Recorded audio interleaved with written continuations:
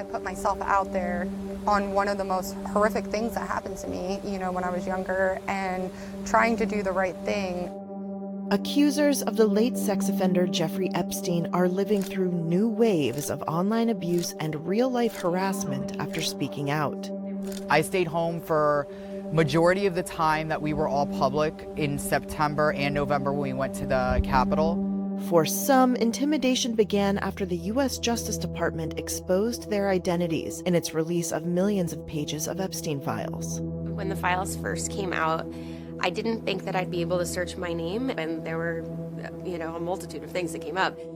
These women are among nearly 24 Epstein accusers Reuters found who've been subjected to threats, harassment, and intimidation. Based on interviews with the women and a review of police and court records and thousands of online posts, it is the most comprehensive review to date of the scope and severity of the attacks. My name is Marina Lacerda. For some, the harassment began after a September news conference outside the U.S. Capitol. Survivors were lobbying for the federal government to release the full investigative files tied to Epstein. I was one of dozens of girls that I personally know who were forced into Jeffrey's mansion when we were just kids. They hoped their remarks would lead to accountability. Instead, Marina Lacerda and Jenna-Lisa Jones became targets of online abuse. People were calling me a liar. People were saying that I was a prostitute. People were like, you should have known better. People were just dehumanizing the whole situation. And I was like, wow, what's wrong with people? Like, I was 14 years old. To have people that I feel like have no time in their lives for anything else to harass me, it's just, I don't think I'll ever understand when you harass someone that's been sexually assaulted. The attacks escalated after the DOJ exposed victims' personal information in December and January, when it posted Epstein-related files with redaction errors. These stories are both horrific and outrageous. Congress had passed a law in November ordering the release of the records. In thousands of instances, accusers' names, addresses, phone numbers, birth dates, photos, or other personal details were left unredacted. At times, repeatedly. Lacerda's name appeared at least 46 times.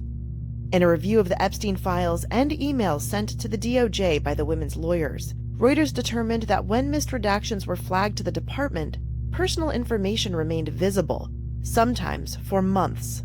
A Justice Department spokesperson told Reuters that no victim should face harassment threats or intimidation after coming forward. But they added that the department is, quote, not to blame for backlash directed at victims who voluntarily revealed their identities long before the files were published.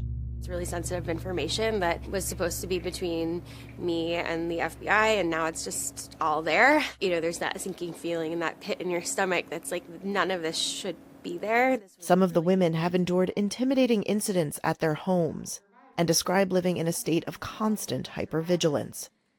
They range from a stranger photographing women's houses to suspicious cars lingering outside and fleeing when confronted. At least 10 of the women interviewed by Reuters said they now own weapons, including guns, tasers, pepper spray, or knives, or use armed security for protection. I typically carry a gun, depending on situations and where I'm going, but we always have them in the house.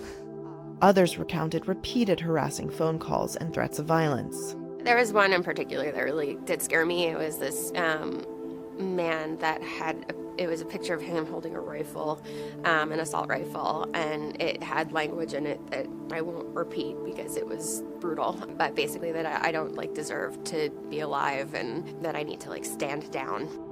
After Bensky reported the threatening message to Facebook, the account was taken down for violating its policies. At least 4 women reported threats and harassment to police. But the cases didn't lead to prosecutions because authorities couldn't identify suspects or determine whether a crime had occurred, according to the women and police records reviewed by Reuters. One case remains under active investigation, police said. Other women said they chose not to contact law enforcement, citing distrust rooted in what they saw as past failures to act on abuse claims. They say the fear has triggered depression, crippling anxiety, and insomnia. To feel unsafe in your own home is a different kind of trauma. When you don't even feel safe sleeping in your own bed, you can't even calm your cortisol or your anxiety enough to talk yourself off the ledge. About $425 million have been paid out to victims through a compensation fund and settlements with Epstein's estate and banks accused of facilitating his abuse. He died in a Manhattan jail cell in 2019, awaiting trial on sex trafficking charges. His death was ruled a suicide. Of course, we don't want any victim to be further victimized. Former Attorney General Pam Bondi acknowledged redaction errors in a May 29th testimony to Congress. She said she had delegated responsibility for releasing the documents to her then-deputy, Todd Blanche. Mr. Attorney General, I wanted to ask a few questions. Testifying before a congressional committee earlier in May, Acting Attorney General Blanche said that any time we release a victim's name that shouldn't be released, we have failed as a Department of Justice. The DOJ spokesperson told Reuters it takes victim redaction seriously, and that when personal information is found to be unredacted, quote, our team swiftly fixes the issue and republishes the appropriately redacted pages. Meanwhile, the accusers face a fraught calculation. Whether speaking out in search of justice is worth potential exposure. Subscribe to USA Pulse News for breaking updates.